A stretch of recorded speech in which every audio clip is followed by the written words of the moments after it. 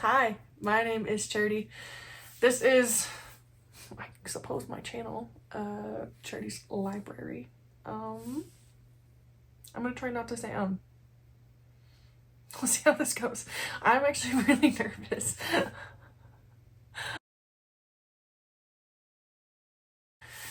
Hi, I'm Charity, and this is my booktube channel, Charity's Library. I have some questions here that I'll go through just so you can get to know me a little bit. I'm 25. I grew up in Massachusetts, but I live in Idaho now with my husband. We got married just a few months ago, so that's really exciting. I got a degree at BYU, Idaho for English and Family History. English, and then I also got one for Family History.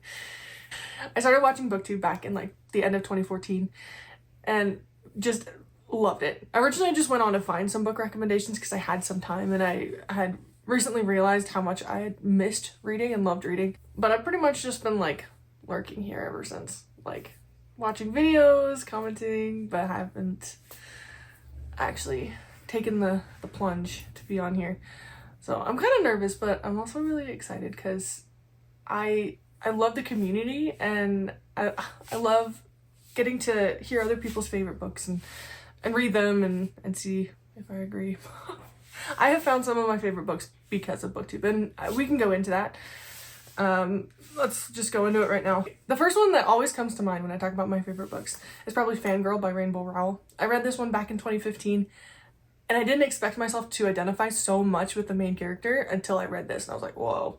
Like, she was going to college. This is about a girl who's going to college for the first time. She has a twin sister. I don't, but I digress. And she just has a lot of social anxiety, which I can relate.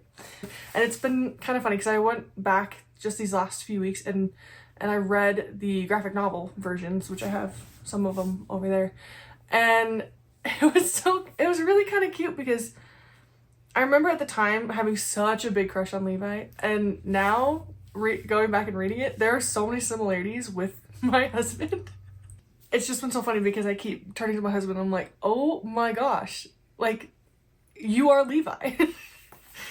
So it's just funny how I can continue to go back and read this and still feel and recognize moments in my life that correlate with this. So it's just been kind of cool. Some of my other favorite books include The Shadow of the Wind. This one is just fantastic. It was kind of my first introduction to more historical, more adult, rather than mainly reading YA fiction. I read this one just a few years ago.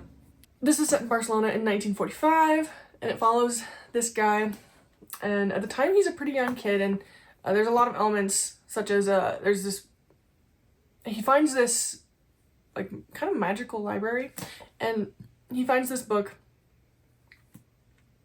and it becomes like his favorite book of all time. And he starts to find out that someone is going through and burning all of this author's books. And so you go on this journey of trying to figure out like why and who and how do we stop it. And there's a lot of other things in here too. There's a lot of like family elements and historical elements, of course. And I read this just, I think, in a perfect time in my life where I was ready to go from more YA and more into the adult fiction section. And this kind of like bridged part of that gap for me. So it holds a special place in my heart because of that. Something I would, another one of my favorite books. Obviously, that's what we're doing. But Summerhaven by Tiffany Odekirk. I read this the summer of 2023, and I sobbed. Like, and it's not even because anything particularly sad was happening. It hit.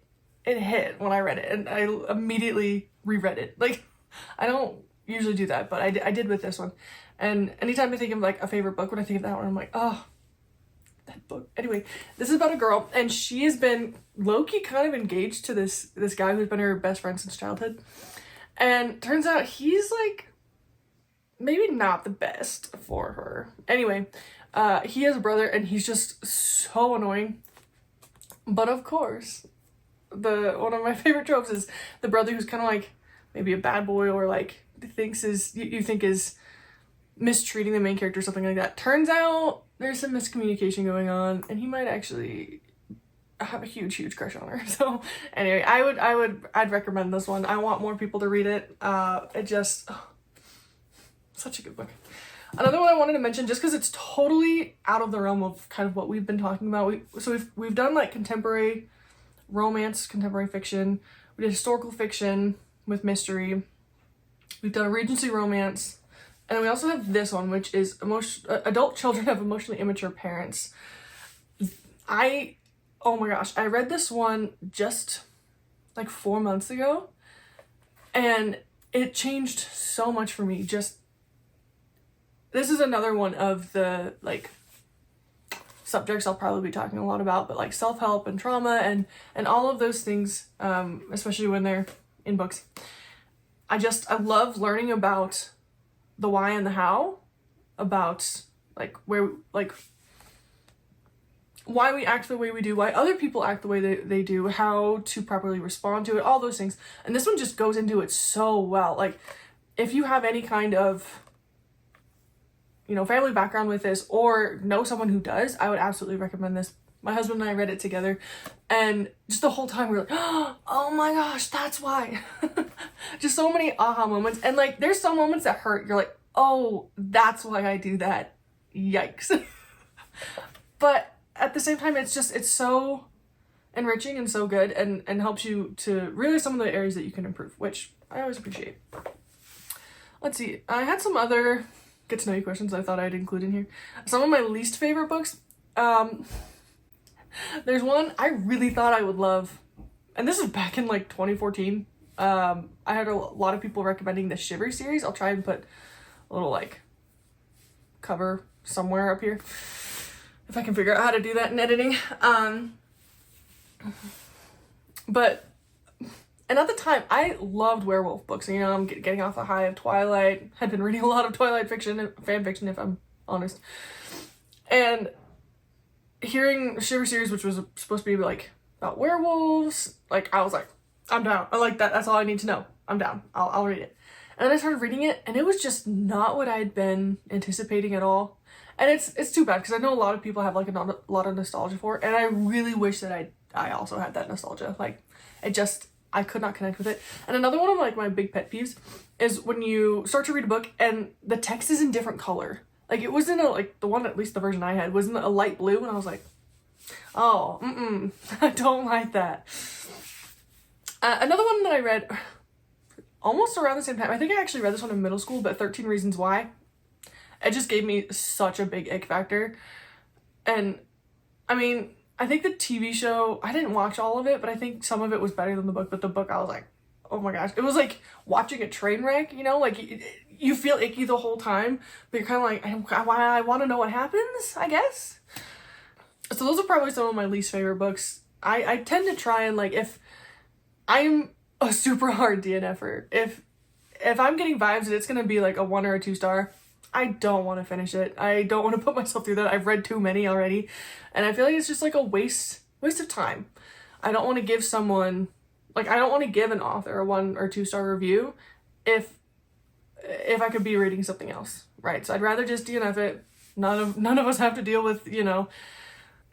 Oh, one of my favorite books I forgot to mention, and it's in the other room, is Illuminae by Amie Kaufman and Kristoff. I freaking love that book, and just a few months ago I got my husband to read it, and he just flew through it. Like, I could barely get his attention. It was actually pretty funny. But that is such a good series, and I think about it constantly. Just like the artwork and the story and the vibes and like the like low-key horror that's going on, but I'm not the biggest fan of horror. I will admit that I don't really read horror. I don't even watch like really horror movies. They're just not my thing. But that one was like low-key horror enough that it like still kind of gave me the creeps, but in like the best way, which I've never experienced before. So that was cool. I also love anything by Susanna Kearsley. She's fantastic. She has a lot of like the fantasy mixed, not the fantasy, the historical fiction with like a little tiny bit of fantasy in there, and that's always really fun for me. I also really identify and love the Way I Used to Be and The Way I Am Now by Amber Smith. Those novels just broke me. Like, I would absolutely recommend those. They're about trauma, they're about sexual assault, so I will put a trigger warning there. But it's all about this girl's journey through it, how she deals with it, and it's not the best coping mechanisms, absolutely not, but it's what works for her at the time, and I can appreciate that, I can respect that. And then, and the second book goes into like and it only came out like last year, I believe, 2023, and it goes into the court trial. So those books are just absolutely phenomenal. Some things that I like to do outside of reading include family history. That is something I can do for hours. It's part of why, like, that's what I actually do for a job. I have gotten so lost in doing, not lost, but like so trapped in, like, family history is just absolutely a passion. I could do it for hours and hours and hours, like literally give up sleep in order to do it. That's how yeah. I also recently got into bookbinding. I'm still working on that. It's a very new hobby, and to be completely honest, I originally started doing it because I got trapped into the fan fiction again, but this time instead of Twilight fan fiction when I was younger. The Dramini fandom has me by a chokehold, not gonna lie. There are some fantastic books in there, and I don't feel any shame about it. I mean, a little bit maybe, but I want to talk about it on here.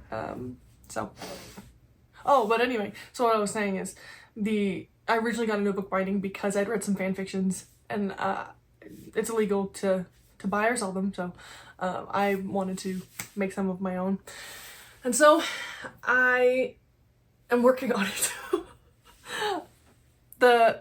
The best one that I've read so far that just I can't stop thinking about it, and I think that happens with a lot of people. Like, the first one they read, they just like can't stop thinking about it. The first one I read was called The Disappearances of Draco Malfoy by Speechwriter, and that one is like if the 7th book was replaced by this fanfiction. It's so good. It pretty much, the plot is Draco goes to try and kill Dumbledore, and he fails, and instead Dumbledore gives him the option, hey, let's fake your death and we'll, hide you with the Order, and he agrees, and he goes with the Golden Trio to try and find the Horcruxes, and it's so good. It makes me feel kind of bad, but like I prefer that to the 7th book. Anyway, I digress. Some of my favorite shows we could talk about. I love Friends. I love This Is Us. That's makes me cry like every episode. I love New Girl. New Girl's a good one. Also, Psych. I love that one, especially because of the humor, and I used to watch it with my brother when I was a kid. And also Vampire Diaries. That's a really good one. So that's kind of all I have for this video. If you have any other questions you'd like me to answer, feel free to leave them down below and I'll answer them. But anyway, besides that, I hope you have a great day, and I hope to see you again next time. Bye. Okay, thank you. Love you. I love you too. You're great. Thanks. Okay. There's a lost library element that's super cool. Hey, what's up? Oh, did you bring me a grilled cheese? Thank you. Not grilled cheese. Quesadilla. A quesadilla. Don't worry, we'll cut that. Will we?